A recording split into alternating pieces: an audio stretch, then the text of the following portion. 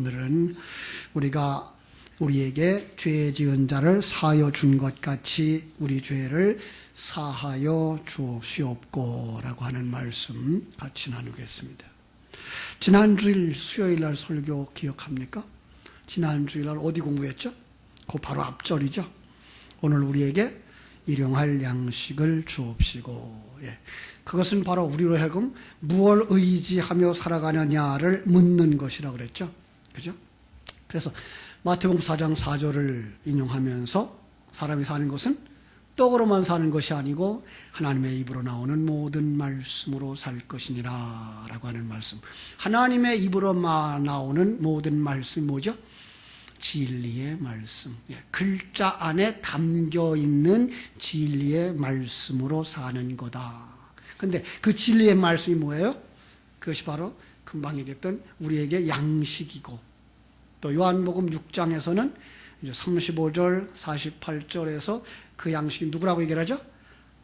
내가, 그죠? 양식이다. 나, 예수 그리스도가 우리의 생명의 양식이다. 그러니까 우리가 구할 양식은 어떤 양식이에요? 쌀이 아니고 옥수수도 아니고 우리가 구할 양식은 예수 그리스도 진리의 말씀을 구하라. 그런데 그게 무슨 양식이에요? 오늘 우리에게 일용할 양식이 아니고 내일의 양식이다 그랬습니다. 내일의 양식을 오늘 준 적이 있어서 바로 내일의 양식은 안식일의 양식이고, 안식일은 뭘 상징한다 그랬어요? 천국을 상징한다. 그래서 천국의 양식. 여러분, 지금 여러분은 천국을 사시나요? 그렇습니다. 그러면 여러분은 천국을 사는 여러분 생명에게 어떤 양식을 먹여줘야 된답니까? 진리의 양식, 그리스도의 생명의 말씀을 먹여주셔야 여러분은 천국을 사는 겁니다. 그죠? 그래서 내일의 양식을 오늘 주옵시고 라고 하는 의미에서 광야에서 만나를 먹던 걸 기억하라 그랬죠. 그래서 내일의 양식은 안식일의 양식이고, 안식일의 양식은 천국의 양식이고, 오늘 주소서라고 하는 의미 속에서 천국을 여기서 누리게 해주세요 라고 하는 것이고, 그 삶을 누리는 사람들만 뭐 할 수 있다? 하나님을 찬양할 수 있죠. 그죠? 하나님을 찬송할 수 있어요. 진정한 예배를 드릴 수가 있어요. 바로 그러한 거죠. 주일 말씀처럼 주일 말씀들을 생각해 보시고요.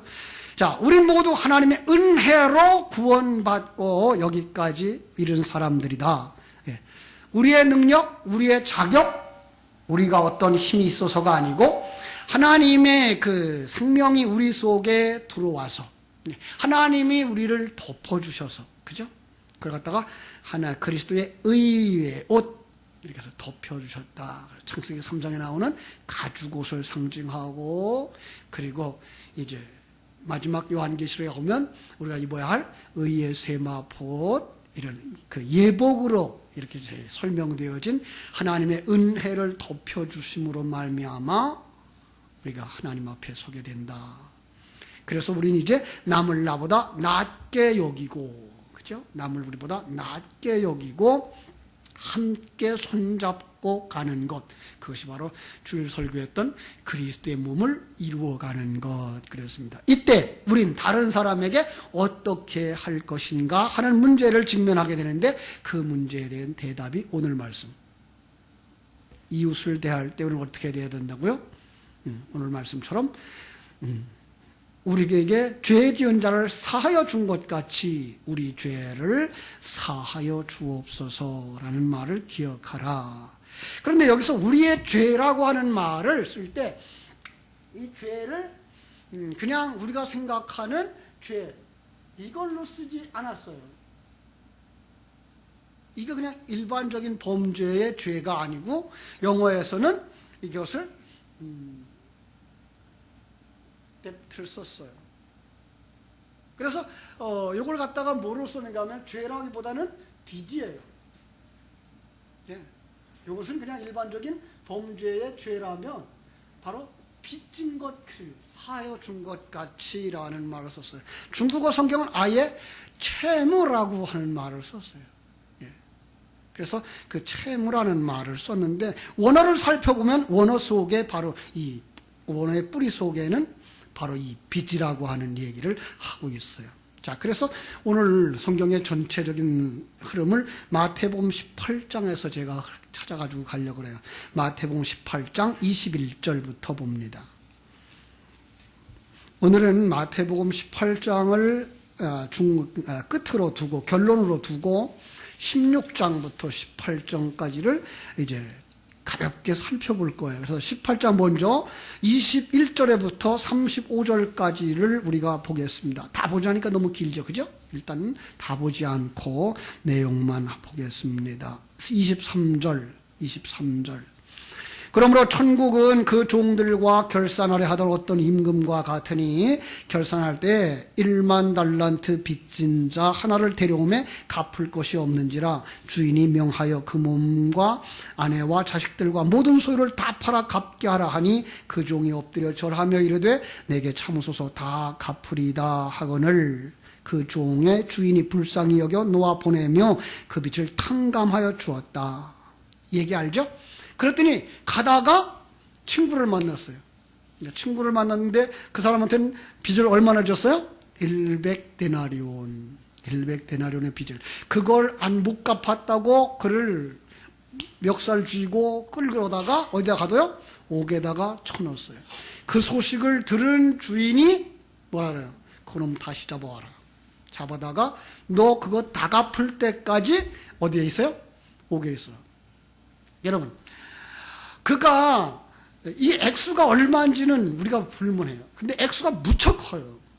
1만 달란트면은요, 우리가 헤아릴 수 없는 돈이에요. 왜냐하면 로마의 식민지로 있는 이스라엘이 유대 나라가 로마의 1년의 조공으로 바치는 게 800달란트예요. 그러니까 국가가 국가에게 배상하는 게 800달란트인데 1년에 개인으로 말하면 그 800달란트도 우리로서는 헤아릴 수 없는 돈이에요. 몇 조쯤 되는 거예요. 그죠? 우리로 지금으로 액수로 말한다면. 그런데 그게가 아니라 1만 달란트예요. 이런 거는 우리가 이제 해결할 수도 없어요. 근데 그가 자기 것 다 팔아도 갚을 수가 없고, 그가 노동을 해도 갚을 수가 없는 판인데, 그가 지금 어디에 들어가 있어요? 옥에 갇혀버렸어요. 그럼 옥에 갇히면 그 사람은 그걸 갚고 그 옥에서 나올 수 있는 기회가 있다, 없다? 없는 거죠. 그냥 옥에서 영원히 사는 거예요. 그게 뭐예요? 그놈은 천국 자식이 아니다의 증명인 거예요. 어떤 사람은 자기가 받은 은혜가 뭔지 모르고 남에게 은혜를 베풀 줄 모르는 사람, 자기가 받은 용서가 얼마나 큰지 모르고 남을 용서하지 못하는 사람은 그건 천국 백성이 아니다라는 증거로 그를 옥에다가 영원히 살도록 내버려 두는 거예요. 그렇죠? 그런데 이 이야기는 어떻게 나오는가 하면은 8장 15절에서부터 나오죠. 그죠? 8장 15절에.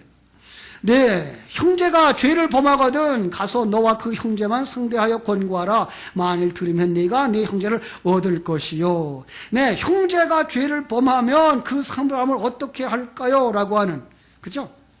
근데 이 말을 우리는 너무 쉽게 생각해서, 특별히 그 교회 정치를 공부하다 보면 이 부분이 꼭 이르는데 뭔가 하면, 교회 선결을 위해서 교회 안에 있는 범죄자는 어떻게 치료해야 된다? 첫 번째, 가서 1대1로 권면하고, 두 번째, 그 말을 듣더라면 친구랑 같이, 증인이랑 같이 가서 권면하고, 그래도 듣지 않으면 교회에 말하여 교회가 교회 재판소를 마련하고 그를 불러다가 증거를 듣게 하고, 교회의 말도 듣지 않으면 어떡한다? 네, 쫓아버려라. 그리고 다시는 그에게 교제하지 마라. 이 교회가 맞는 걸까요? 이게 어디서부터 왔냐면 칼빈의 그 정치에서부터 왔어요. 교회 정치에서부터 왔어요. 그 얘기를 쭉 하고 있는데 성경이 그렇게 가르치고 그렇게 가르치질 않아요. 성경을 조금 더 넓은 안목으로 보셔요. 자, 18장은 어디서부터 시작되는가 하면 제가 얘기한 것처럼 16장부터 시작돼요. 자, 16절 우리 잘 알죠? 베드로의 신앙 고백. 베드로가 신앙 고백해요. 야, 너희들은 나를 누구라고 했느냐? 라고 했더니 예수님 앞에 베드로가 주는 그리스도시여 살아계신 하나님의 아들이신다라고 기분 좋게 얘기를 했더니 예수님이 그냥 너무너무 기분 좋아서 쫙 칭찬하고 이걸 내게 알게 한 것은 하나님이야 라고 말하면서 그에게 뭘 줘요? 천국 열쇠를 줘요.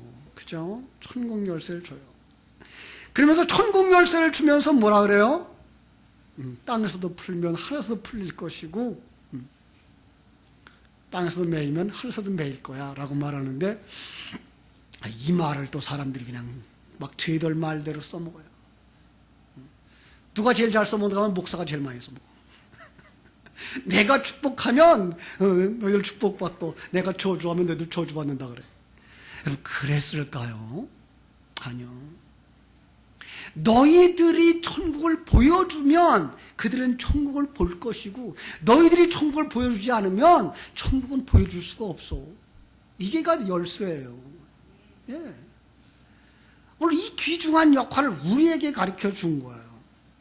그렇게 가르쳐 주고서 그에게 이제 그들에게 천국인의 삶을 살라고 권면한 다음에 예수님이 자기의 죽음에 대하여 이야기해요. 그게 16장 21절이에요. 제가 읽을게요. 이때 예로부터 예수 그리스도께서 자기가 예루살렘에 올라가 장로들과 대제사장들과 서기관들에게 많은 고난을 받고 죽임을 당하고 제3일에 살아나야 할 것을 제자들에게 비로소 나타내시니, 그들이 이제 이만큼 잘했나 이만큼 아나 라고 생각하고 이제 마지막 자기의 십자가의 사건을 가르쳐 줬더니 22절 큰일 났어요. 베드로가 벌쩍 뛰면서 예수를 붙들고, 여기 말은 지금 항변했다 그랬네요. 항변하여 이르되 주여 그리 마옵소서, 이 일이 결코 죽게 미치지 아니할 겁니다. 여러분 항변은 무슨 뜻이에요? 먼저는 권하여 이랬고요. 원어로 보면은 화내며 책망했다 그랬어요. 굉장히 화를 낸 거예요. 근데 원어에는 그 책망하다, 질책하다, 따지다, 비난하다 이런 뜻이 있어요. 왜? 예수님을 지금 자꾸 따라다니는 이유가 뭐예요? 지금 베드로와 12제자가 따라다니는 이유가 뭐예요? 예수님이 메시아가 더 다윗 왕처럼 이스라엘 나라에 이제 이스라엘 왕국을 세우고 왕이 되면 자기가 뭐 하려고? 한 자리 올라가려고 이 생각이 그들은 가득 찬 거예요. 그러니까 결국은 예수를 이용해서 뭘 누리겠다는 거예요. 세상의 명예 권세를 누리려고 하는 욕망으로 가득 찼는데, 그분이 떠난다면, 그분이 없어진다면 우리 꿈은 뭐가 돼요? 그냥 닭 쫓던 개, 지붕 쳐다보는 격이고 물거품이 되어버리니까 예수님 죽으면 안 됩니다라고 펄쩍 나서서 붙잡고 따지고 권면했다라는 거죠. 그죠? 그랬더니 예수님이 뭐라 그래요? 사단. 사단이 무슨 뜻이에요? 그렇게 그 다음에 설명해 줬죠. 내가 하나님의 일을 생각하지 아니하고 도리어 사람의 일을 생각하는도다. 이게 사단이에요. 사단은 어떤 게 사단이에요? 하나님의 나라와 의를 구하지 아니하고 뭐만 생각하는 사람? 자기의 일과 자기의 사건만, 자기의 형편만 생각하는 사람. 이게 사단이에요. 자, 그리고 나서 이제 24절부터 28절까지 차근차근 가르쳐줘요. 왜 죽어야 되는지를 가르쳐주는 거죠. 그 속에서는 잘 들으면 예수님이 십자가에서 죽으시고 부활하셔야만 했던 이유가 나오고, 그리고 우리들도 죽고 다시 부활해야 될 그 사건을 잘 설명해줘요. 그러자 그들은 코가 한 석자쯤 빠지죠. 낙심하고 실망해요. 그래서 예수님은 그들을 데리고 17장으로 가죠. 어디예요? 17장이 변화산이죠. 변화산에 올라갔어요. 그래서 변화산에 올라가서 그들에게 하늘나라의 비전을 보여주고, 그리고 참 믿음이 뭔지를 가르쳐줘요. 그것이 이제 산에서 내려오면서 일어난 사건이에요. 그 내려오면서 일어난 사건이 17장 14절부터 20절까지. 무슨 얘기예요? 이게 믿음의 본질을 얘기해 주는 건데, 우리가 볼 때 이걸 보지 못하면, 문자적으로 보면 여기서 뭘 봐요? 귀신 쫓아내는 얘기만 봐요. 지금 예수님은 뭐 하고 싶은 거예요? 지금 그들에게 믿음이 뭔지를 가르쳐 주고 싶은 거예요. 그런데 지금 여기서 예수님이 그럼 성경 속에서 뭘 기록하고 있죠? 내려오는데 그 세 사람만 세 제자만 올라갔었잖아요. 나머지 19사람은 밑에 있었는데 그때 귀신 들린 애를 데리고 온 아버지가 있었어요. 그죠? 그래서 그들이 어떻게 했어요? 붙잡고 밤새도록 기도했죠. 왜? 자기들이 믿음이 있다고 생각했어요. 왜? 자기들이 경험을 했거든요. 얼마 전에 예수님이 파송했을 때 둘씩 나가서 복음 전하고 귀신 쫓아내고 병 고치고 사단이 떨어지는 게 보일 정도로 그들의 영안이 열려졌기 때문에 그들은 정말 자기들이 그런 능력의 소유자가 된 줄로 알았어요. 그런데 예수님은 그들에게 그 병 고치도록 허락질 아니하시고 예수님이 그들 앞에서 병을 고쳐줬어요. 귀신이 나갔어요. 그때 그들이 달려와서 묻죠. 왜 물어요? 19절 이때에 제자들이 조용히 예수께 나와서 이르되 우리가 어찌 내하여 내어 쫓지 못하였나이까? 이르되 너희가 믿음이 작은 까닭이라. 진실로 너희에게 이르노니 만일 너희에게 믿음이 겨자씨 하나만큼만 있어도 이 산을 명하여 저리로 여기서 저리로 옮기라 하면 옮겨질 것이요 또 너희가 못할 것이 없으리라. 그리고 가로하고 2번 해놨어요. 밖에 보니까 어떤 사본에 21절 기도와 금식이 아니면 이런 유가 나가지 아니하랴 라는 말이 있다 그랬어요. 그죠? 자, 기도와 금식의 의미도 여기서 또 오해되죠. 그래서 그냥 문자적으로 금식하고 문자적으로 기도하면 능력이 와져가지고 뭐예요? 귀신이 나간다고 생각하고 문제가 해결된다고 생각해요. 예수님이 지금 그거 가르쳐 주려고 그러는 거 아니거든요. 믿음이라는 것이 무엇인지를 가르쳐 주려고 하고 있는데 그 부분에 대한 걸 이해하지 못하는 거예요. 이제 그렇다고 해서 기도하지 말라는 말 아니에요. 기도해야죠. 그러나 기도의 의미가 뭔지를 알라는 거죠. 금식의 의미가 뭔지를 알라는 거죠. 특별히 그 속에서 그들에게 가르쳐 주고자 했던 것이 뭐예요? 그들에게 가르쳐 주려고 하는 건 니들이 믿음 있다라고 하는 그건 믿음 없는 거고 너희들이 믿음 없다고 하는 건 그것이 믿음 있는 거라는 얘기죠. 왜요? 믿음이 있다라고 하는 건 누가 살아있는 거예요? 내가 살아있는 거예요. 나는 아무것도 없다라고 하는 건 내가 죽은 거예요. 내가 죽으면 내 안에 누가 있어요? 그리스도가 있어요. 그럼 그 시간에 귀신이 나가든 안 나가든 그건 누구의 일이에요? 하나님의 일이에요. 여러분, 귀신 들렸다 해서 그게 다 나쁜 것 아니고요. 병 들었다 해서 그게 다 나쁜 게 아니라고요. 하나님은 그 일을 통해서 어떤 것들을 이루시고 있는데 우리는 그걸 보지 못하고 병 나면 무조건 나야 되는 것이고 실패했으면 무조건 회복돼서 성공해야 되는 것이고 이런 어떤 세상적인 각도에서의 완성의 모습들을 이루어 가려고 애를 쓰면서 그것들을 위하여 종교를 이용하고 예수의 이름을 이용하고 성령의 이름을 이용하고 있는 믿음 없는 자들이라고. 그걸 더 설명해 주려고 하는 이야기가 이제 24절부터 나와요. 그런데 이건 더 어렵네요. 자, 24절부터 어떤 얘기 하죠? 성전세 바치는 얘기가 나오죠. 그래서 성전세 바쳐야 돼요, 말아야 돼요? 바쳐라. 그런데 이 주머니에 있는 돈 꺼내서 바치라 그러지 아니하고 뭐 하라 그래요? 가서 강에 가가지고 낚시를 던져라. 그러면 거기서 물고기가 올라올 거야. 몇 마리쯤 올라오면 그 속에서 입에다가 동전 한 입 물고 올라오는 녀석이 있을 거야. 그것 갖다 내라. 며칠 걸리면 잡아올까요, 그거? 낚시를 해서 물고기 잡기가 쉽다 그래도 몇 마리 잡을 수 있죠, 그죠? 그런데 그 입에다가 한 달란트를 물고 올라오면 있을까요, 없을까요? 이건 없어요. 이건 뭘 가르치려고 하는 거죠? 이게 성전세라고 하는 그 자체가 속전이었어요.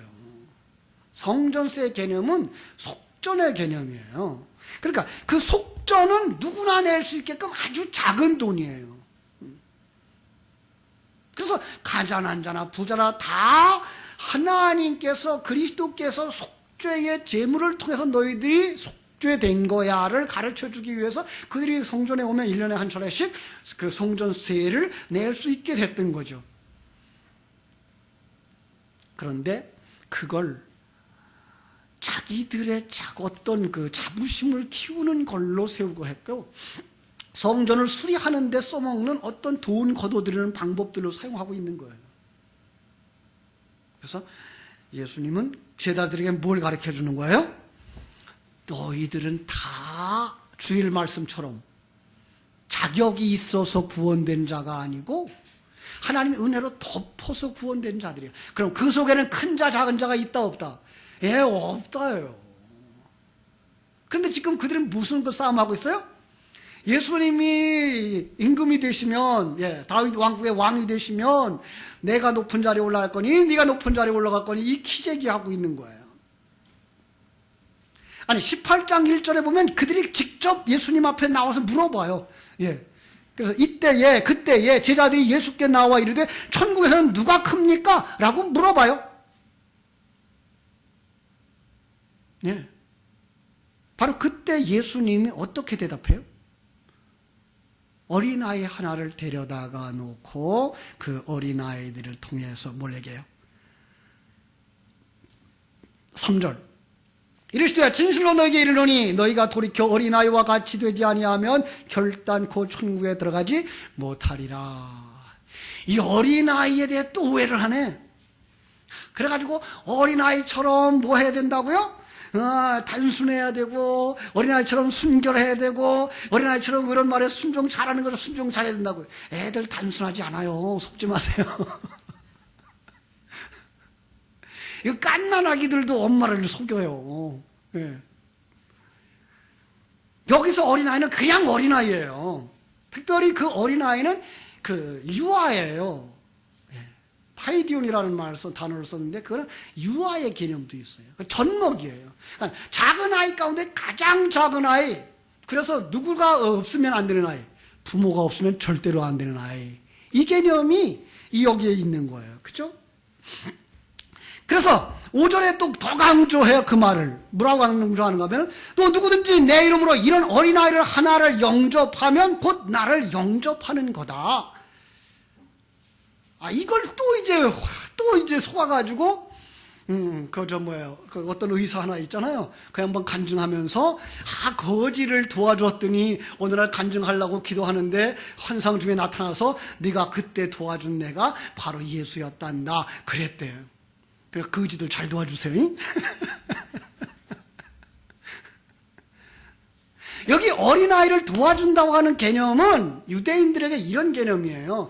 남을 도와주는 개념은 그가 내 힘이 되어주기를 원해서 영접하는 개념이에요.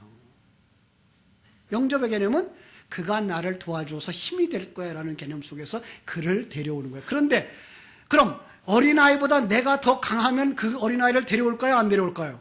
안 데려오죠. 그럼 어린아이를 영접한다는 말은 뭐예요? 그 아주 갓난아기를 영접한다는 말은 나는 갓난아이 중에 갓난아이입니다 라는 의미예요. 그래서 그 갓난아이 중에 갓난아이가 되려면 누구를 영접해야 돼요? 예수를 영접해야 돼요. 예수가 어떤 거예요? 이 세상에서 가장 천하고 가장 무능하고 가장 힘없는 자로 오셨어요. 그렇게 사셨어요. 이사야서 53장에 보면 그는 두 번 다시 쳐다볼 마음도 없는 정도의 외모를 가졌고요. 30살밖에 안 됐는데 사람들이 뭐라고 봐요? 50도 안 된 사람이 이렇게 볼 정도로 그는 초라했어요. 그가 무슨 메시아가 될 수 있을 정도라고 생각한 거예요? 아니에요. 그런데 그를 영접하는 자는 뭐예요? 그보다 더 작은 자란 얘기죠. 그러니까 작은 자 중에 가장 작은 자, 거기까지 내려간 사람, 그 사람이 뭐한 사람이요? 예수를 영접한 사람이고 그 사람이 어디에 가요? 천국에서 큰 자라. 또 이제 천국에서 큰 자라 그랬다고 천국에서 또 큰 자도 있고 작은 자도 있다고 생각을 해요. 아니요, 천국은 큰 자밖에 없어요. 왜요? 천국은 왜 큰 자밖에 없죠? 완성된 세계이기 때문에 거기는 모두가 다 큰 자예요.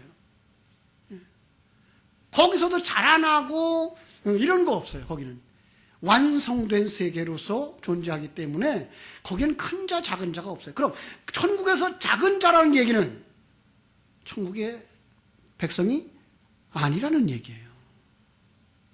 그러니까 천국에서 큰 자밖에 없어요. 이 땅에서 작은 자가 되지 못하면 천국에서는 들어가지도 못한다라는 의미로 그러한 비유를 쓰고 있는 거죠. 그렇죠? 자, 지금 제자들이 누가 크냐라고 씨름하고 있는 그 속에서 바로 이러한 것을 가르쳐 주는 거예요. 그렇죠? 그 뜻이 이제 18장 6절로 10절인 거예요. 자, 6절로 10절. 이건 더 어려워요. 6절로 10절은 어떤 얘기예요? 그냥 8절, 9절 볼게요. 만일 네 손이나 네 발이 너를 범죄하게 하거든 찍어내버리라. 장애인이나 다리 저는 자로 영생에 들어가는 것이 두 손과 두 발을 가지고 영원한 불에 던져지는 것보다 나으니라. 자, 여러분 오늘 오른손이 범죄했어요. 그럼 오른손 찍어버려. 내일 왼손이 범죄했어요. 또 왼손 찍어놔. 요만큼 남으면 요만큼 남은 게 범죄했어요. 이거 잘라버려. 그러면 며칠 좀 지나고 나면 여러분 몸뚱아리가 남아있을까요? 안 남아있을까요? 안 남아있어요. 그럼 우리는 몸 가지고 천국에 들어갈 수 있다는 거예요? 없다는 거예요? 너희들의 어떤 것 가지고는 천국에 들어갈 수 없는 거야를 보여주시는 거예요. 이걸 가지고 눈에는 눈, 이에는 이 그랬다고 해서 손으로 범죄한 거, 이슬람 그 국가처럼 잘라버리는 그런 걸 얘기하는 거 아니란 말이에요. 하나님이 그걸 모르시겠어요? 과거에 우리 그런 얘기들, 간증들 많이 들었잖아요. 이 노름하는 사람들, 노름하는 사람들 손 잘라버리니까 뭘로 하더라고? 발 가지고 하더라고. 우리 인간은요, 그런 것 가지고 변하질 않아요. 그냥 하나님이 덮어주시는 은혜가 아니면 아무도 우리는 나은 자가 없어요. 천국 갈 자가 없다. 그런 인간의 자격 가지고 어떤 조건 가지고는 천국 갈 자가 없다라는 걸 가르쳐 주는 거예요. 너희들도 다 그래 이 얘기예요. 자, 결국 인간 자격 가지고 천국 갈 수가 없어요. 그러나 18장 12절로 14절에서 하는 말씀은 하나님의 백성은 하나도 잃어버리지 않는다 이렇게 말씀하시는 거예요. 예. 여기 이렇게 얘기했죠. 12절. 너희 생각이 어떠하냐? 만일 어떤 사람이 양 100마리가 있는데 그 중에 하나가 길을 잃으면 그 99마리를 산에 두고 가서 길 잃은 양을 찾지 않겠느냐? 라는 그 한 마리까지 찾는다는 거예요. 그렇죠? 그래서 14절. 이와 같이 이 작은 자 중에 하나라도, 작은 자 중에 하나예요. 큰 자가 아니고 작은 자예요. 작은 자는 하나도 뭐예요? 잃어버리는 것이 하나님의 뜻이 아니다라고 하는 거죠. 예, 그렇습니다. 하나님의 백성은 하나님은 하나도 잃어버리잖아요. 예. 진리와 생명의 말씀을 먹고 거듭난 자는 하나도 버림받지 않아요. 예. 그래서 15절로 20절 그래서 이제 얘기해 주는 거예요. 뭐라고? 서로 용서해라. 예, 서로 용서해라. 자, 물론 이제 이 용서의 개념 나중에 또 공부를 하겠습니다만은 용서의 개념, 사랑의 개념 이것도 우리가 생각하고 있는 어떤 잘못해 된 걸 그래 내가 그냥 용서해 줄게 그러면서 셈하죠. 두 번째 용서해 주는 거야.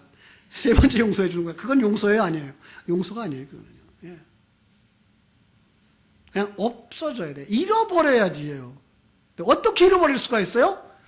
내가 그보다 더 나쁜 사람이라는 것이 인식되어질 때에만 그걸 잃어버려요. 예. 내가 그보다 낫다라고 생각하면 항상 그를 기억해요. 그의 범죄를. 그래서 서로 용서라는 말은 뭐예요? 남을 나보다 낫게 여기라는 말과 같은 말이죠. 자, 인간은 그런데 용서할 수 있는 존재가 아니에요. 이걸 지금 21절에서부터 35절까지의 이야기를 쭉 하고 있는 거예요. 그렇죠? 자, 베드로가 물어봤죠. 7번쯤 용서해주면 됩니까? 이거 대단한 거예요. 네. 왜? 7 숫자는 무슨 숫자예요?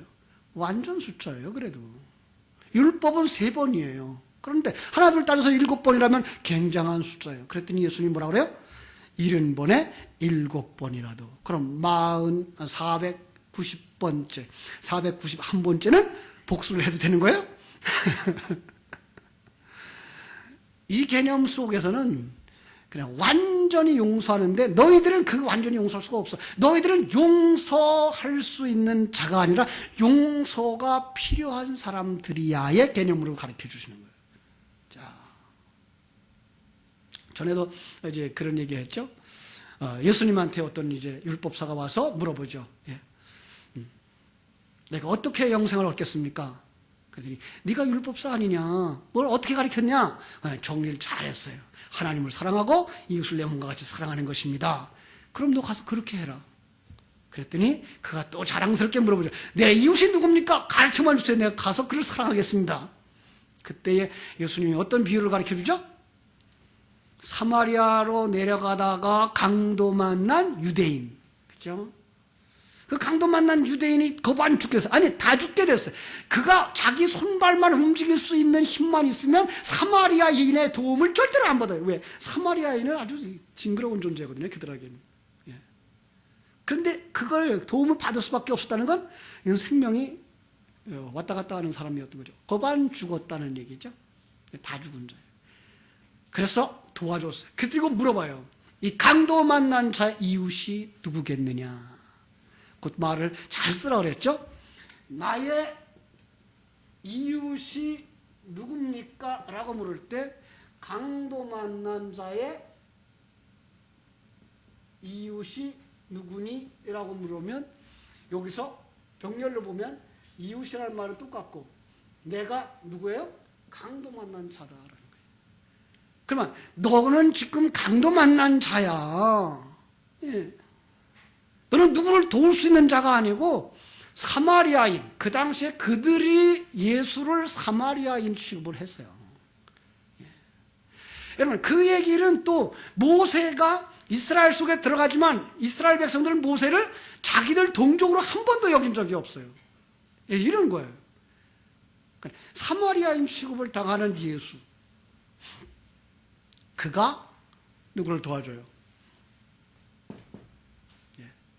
그러니까 너는 사마리아 사람의 도움을 받을 사람이야. 내 도움이 필요한 사람이지 네가 누구를 도울 수 있는 사람이 아니야 라는 얘기를 했던 거죠. 똑같은 얘기예요. 그죠? 너는 누구를 용서할 수 있는 사람이 아니야. 인간은 내가 용서했는데요. 그건 여러분이 한 게 아니고요. 하나님이 주신 거예요.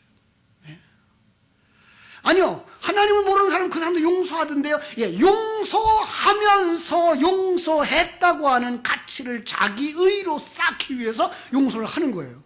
그건 용서가 아니거든요. 예, 인간은 이렇게 교활해요. 예. 인간은 어떻게 하든지 자기의 의를 쌓고 남보다 자기가 낫다고 하는 것을 쌓아가요. 이게 인간이에요. 옛사람이에요. 그래서 하나님이 오늘도 그렇게 말씀하시는 거예요. 그렇죠? 1만 달란트 빚진 자의 이야기를 해주고 불쌍히 여겨서 탕감해 주었더니 가는 중에 동료를 멱살 쥐어다가 감옥에다 쳐넣어요. 이걸 알고 주인이 알고 그를 잡아다가 옥에다 넣어.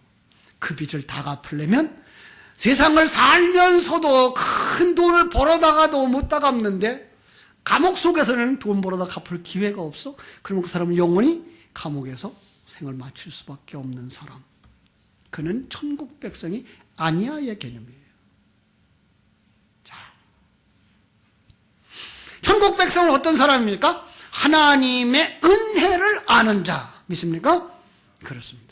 하나님의 그 크신 은혜를 아는 자. 내가 이렇게 죄 많고 나를 위해서만 살아가는 살인자요 음행자인데도 불구하고 덮어주시는 그 은혜 때문에 내가 여기 서지.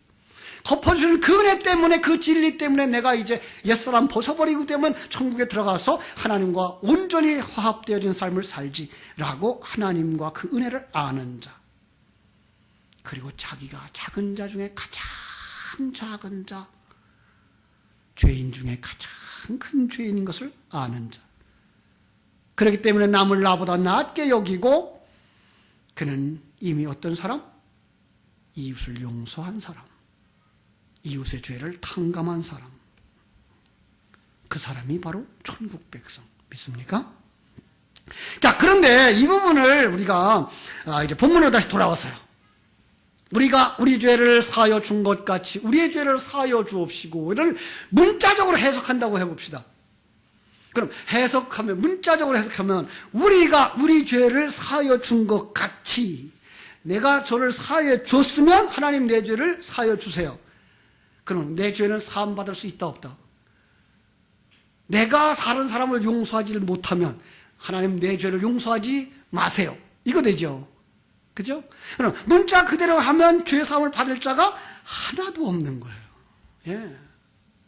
그런데도 많은 사람들은 그냥 문자대로 해석을 하려고 그러죠. 예. 내가 남을 용서 못한다는데, 그렇다면 나는 영원히 용서받을 수가 없는 거죠. 자, 여기서 그럼 문자를 어떻게 해석할 거예요? 여기에서 이제 예수 그리스도와 우리가 연합의 교리를 가지고 들어가서 해석해야 돼요. 여기 우리가 누구예요? 예, 예수와 우리예요. 하나님 백성들만에 모인 우리가 아닌, 사람들만이 모인 우리가 아니라 예수 그리스도와 내가 연합되어진 우리예요. 예.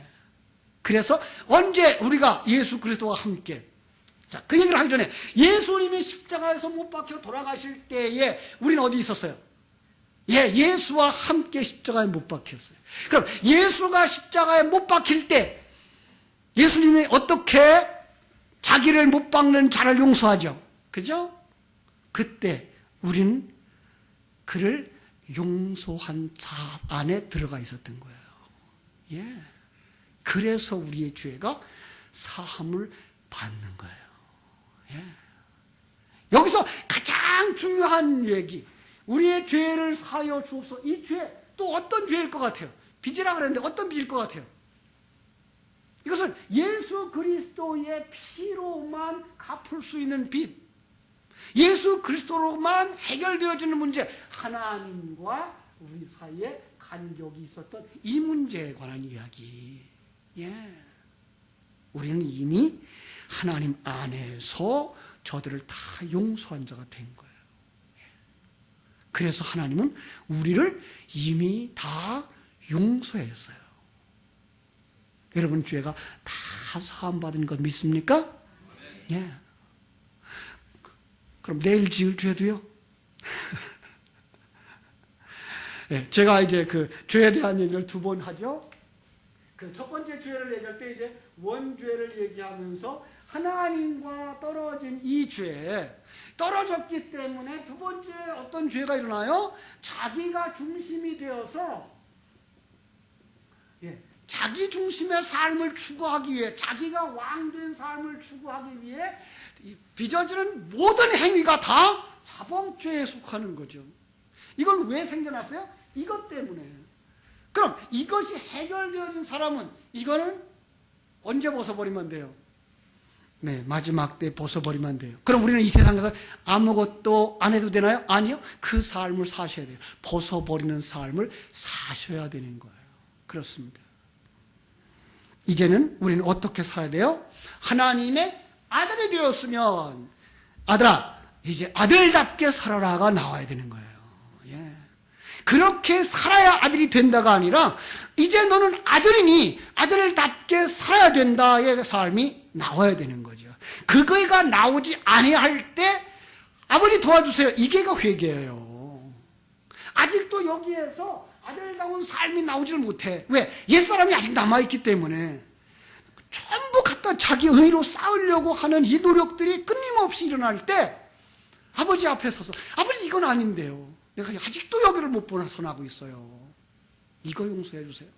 네, 진리의 말씀으로 그것을 점점 벗겨내는 거죠. 그죠?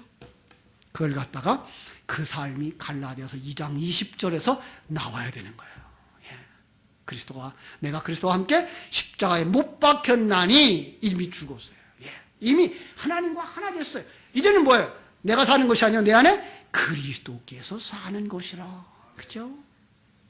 이제 여러분의 주인은 여러분이 아니고 그리스도라고 하는 사실, 그리스도가 하나님의 아들인 것처럼 우리가 그리스도 안에 있기 때문에 우리가 하나님의 아들, 예수 그리스도가 하나님 나라의 왕이기 때문에 여러분과 내가 하나님 나라의 왕, 옆에 사람 보세요. 왕같이 생겼나? 그 왕같이 안 보이면 안경을 끼셔야 돼요. 그래서 정말 우리가 형제들을 보고 이웃을 볼 때 지금 비록 아직 그러나 그가 뭐예요? 아들이에요. 예, 그가 왕이에요. 그 모습을 보고 살아야 되고 우리가 왕의 삶을 살아야 돼요. 이거는 세상이 가지고 있는 이게 왕도가 아니에요. 세상 사람이 가지고 있는 왕도는 패도예요. 남을 짓눌렀기 때문에 올라가는 이게 패도고, 하늘나라의 왕도는 왕의 모든 걸 다 가졌기 때문에 여유롭게 살아가는 이 왕도를 우리에게 가르쳐주고 있는 거예요. 여러분 이제 모든 걸 다 가진 자로서의 여유 있는 삶을 살아서 이웃에게 뭐예요? 관용의 삶, 포용력 있는 삶을 살고, 그 다음에 이웃을 용서하는 삶. 예. 아니 어떻게 1만 달란트를 탕감해 줄 수 있어요? 왜? 내가 더 많거든요. 예. 왜 초콜릿 하나 가지고 싸우겠어요? 내 집에 재산이 얼마나 많은데. 예. 바로 그 여유 있는 삶을 우리에게 살라. 그때에 가서야 우리는 뭘 해요? 자유를 얻어요. 뭐 얘기하면 길어지겠습니다만은 영화 빠삐용에서 그 자기를 감옥에다 넣어준 그 판사를 복수하려고 있는 힘을 다 해서 모험을 하고 죽음의 길을 거쳐서 나왔어요. 그렇죠. 복수하려고 찾아다니다가 그의 형편을 다 들은 다음에 용서하죠. 용서하고 떠나면 그때에 그가 자유를 얻어요. 복수하려고 그가 복수에 매여 있을 땐 그 복수 자체에 자기가 매여 있어서 자유롭지 못한 거예요. 그러니까 여러분이 복수하겠다, 원수를 갚겠다라고 하는 그 마음이 있다면 그 마음에 묶여서 우리는 자유하지 못한 거예요.